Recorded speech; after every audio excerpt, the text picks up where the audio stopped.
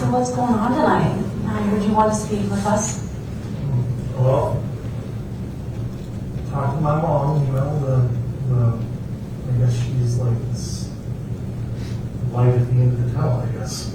She seems to be the mayor of information, which is okay. My mom mentioned that you guys were brought up a plea bargain or whatever, the same thing, that's, you guys are all concerned over it in exchange for helping find Michael. Like,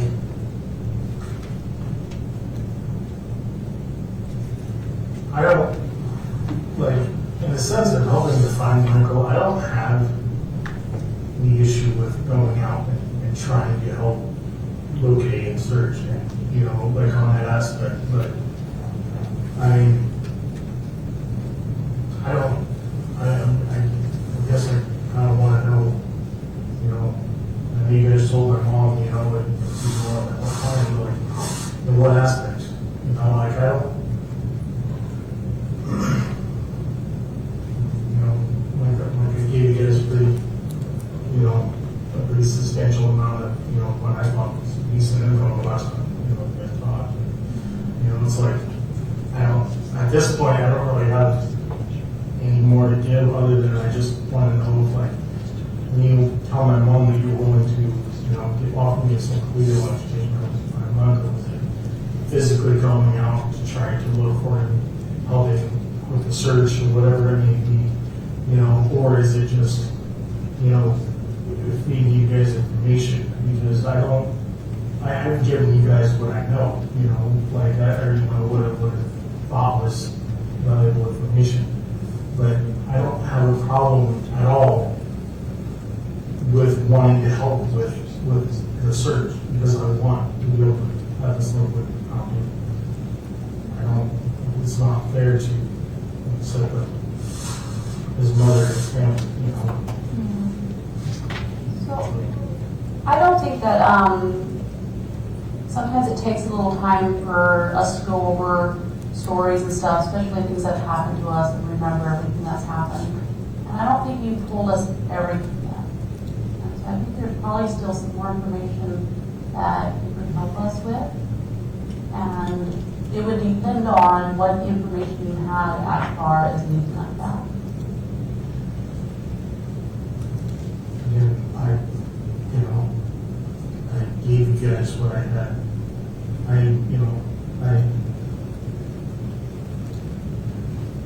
Like I told you guys last time, I don't have a problem with going and trying to help find this little boy.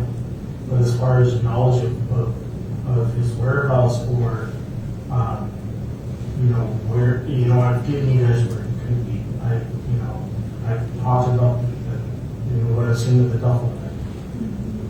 That's literally like what I have. I want to have more so I can help find this little boy. But that's why I'm literally like I want to do this eye test, because I really think you guys, I get, as you said, well, what if you fail? Are you still, I'm not going to fail. That's what it's at. I know for a fact, and however you guys want to see it, that's, you guys are detectives, you guys do your thing or whatever, like, I'm just a person who's trying to help find this little boy in any which way I can, just like I was doing on the outs. I mean,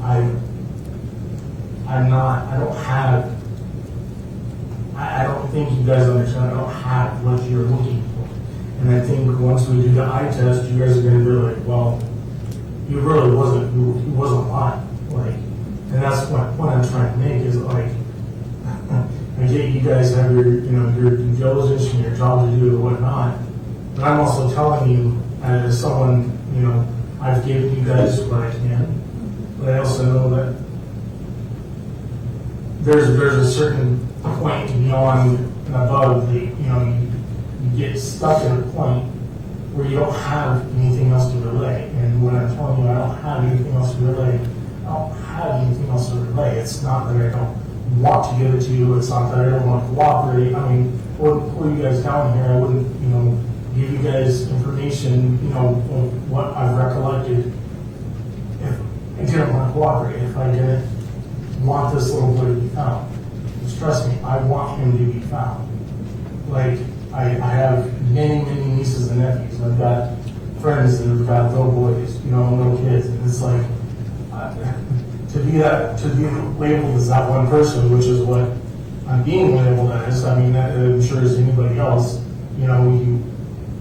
it gives yourself a bad name, and that's why I want to go through and do this whole eye test thing. I want to see what you guys are trying to offer, because I feel like once I complete the eye test and you guys see that he really hasn't lied to us. I mean, I really feel like with all the stuff that I've had to go through, like I still should be like negotiated or given a deal to me because of the information I have related to you guys. Even though it's not, you guys think it's not everything I know, like what I've given you is what I've given you. But I still feel like being put, in this position when you're gonna find out that I'm not lying. That's what this is at. Like I would never. There's four things,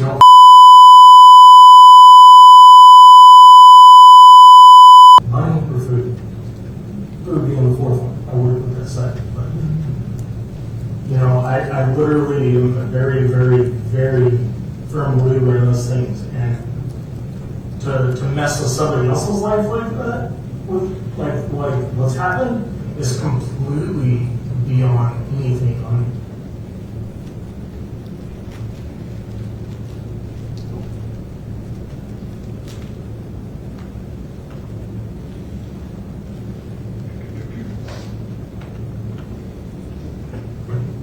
I mean, it's real what has happened, but it's unreal to me that I'm having to sit here and face, yeah, you guys have, your what about your investigation, your forensic stuff, or whatever it is. But as somebody who was not and hasn't been a part of that particular situation, I don't know. Like I want to help you guys as much as I can, but I don't have anything else to fork up. I just know that you guys told my mom, if he's willing to help, within the search or whatever. So I asked my mom, what are the parameters? And she goes, you're gonna have to talk to them. So I was like, okay. And that's why I called you guys, because it's like, I mean, even after this whole testing thing, like that I want to do with you guys, and if it comes back like I'm telling you the truth, and I haven't lied, then I still want to work a negotiation or something out with you for having to go through what I've had to go through in this long of a process. It doesn't, and I talked to Sarah a couple of days ago. I don't know if she told you, but I asked, I told her, I said, why is all this, what's all this stuff going on with, God, and this whole, I mean, I was appalled when she was like, well, I'm literally here talking on the phone to you with fire in my eyes, and I literally died a couple of days ago, and God put me back to be a prophet, to prophesy something. But I mean, what do we strive for this? Sorry, it's a book I read by David Baldacci, but it's just like, and then she goes, well, I'm not talking to the detectives about she goes, I'm not turning on you like they're saying that they're going to. I don't believe her. I don't, great if she isn't. She can turn on me all she wants. I have nothing. She knows damn well I have nothing to do with any of this. And so I let her you know, she's gonna do what she's gonna do. I don't know if she already gave her speaking through whatnot, but honestly, like, I don't really care. You know, I don't trust her as far as I can throw her. And that's never interesting. You know, after the shit that I've heard from you guys and what she's done behind my back, I mean, not meaning, or mind you, you know, some of the stuff that I've done behind her back, you know, wasn't exactly faithful, but if you had to be in the predicament, some of the situations that I've been in with her, and being held at gunpoint, you know, being held at, you know, with a butcher knife you through, I mean, you wouldn't exactly probably be the happiest in, you know, your relationship. I mean, I can't speak for one another, but, you know, it's hard to, I mean, to just wrap my mind around, you know, the fact that she knows something. And just mind-blowing. You know, I'm the type of person that if I knew something, even